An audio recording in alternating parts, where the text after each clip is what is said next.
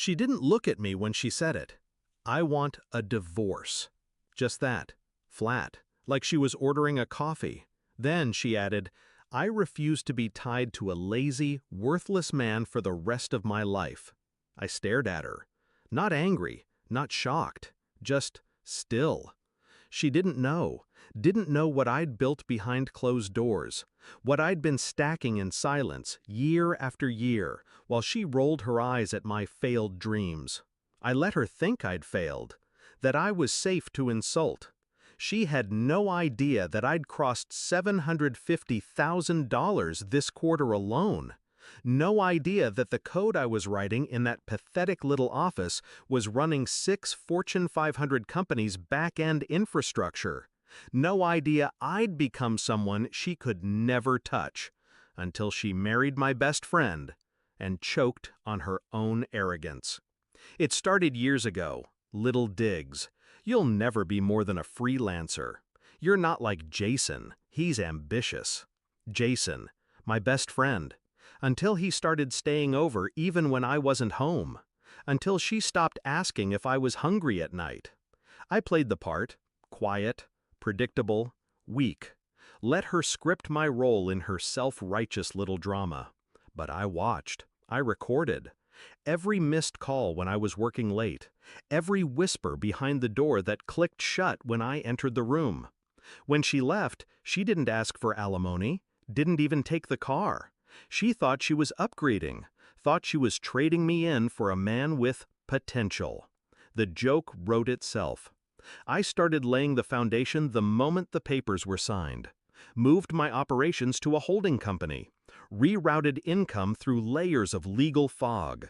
Paid myself a modest salary. Left the rest in silence.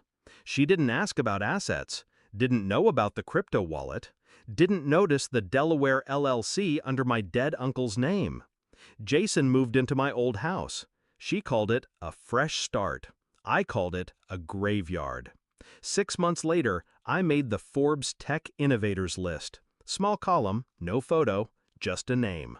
She didn't recognize the business, but Jason did. He called me, congratulated me, his voice tight. I could hear the panic leaking through. He'd married into poverty, and I'd buried the truth just deep enough to watch them both dig. She showed up at my office. Tight dress, new ring, old tricks. I didn't know you were doing this well, she smiled. I leaned back in my chair, offered nothing. Jason hovered behind her, smaller somehow, less golden than he used to be. I slid a folder across the desk.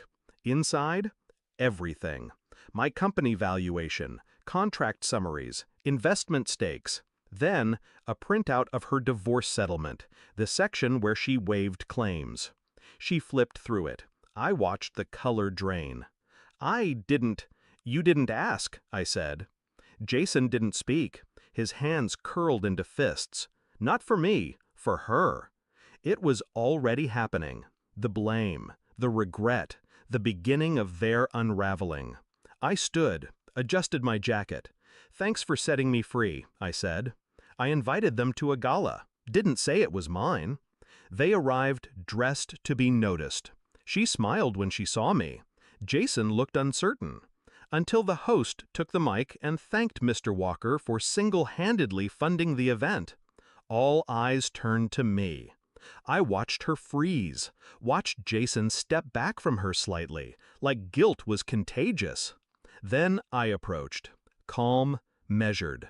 I hope you're enjoying the evening, I said. She opened her mouth. I turned to Jason. She ever tell you how she called me worthless? His jaw clenched. I believed her, I added, for a while. That was my mistake. I walked away. Didn't need to stay for the implosion. They divorced within the year. He filed. I read the paperwork when a mutual friend leaked it to me. Emotional abuse, manipulation, infidelity. It read like déjà vu. But it wasn't my story anymore. I bought the house they used to live in, leased it out, tripled the rent. Sometimes I drive by, just to remember what silence cost me. But mostly, I forget her. She doesn't live in my mind anymore. just in my rearview mirror, small and shrinking. Moral of the story: never mistake someone's silence for weakness. The loudest revenge is the one whispered by success. When those who doubted you realize too late that they traded gold for dust.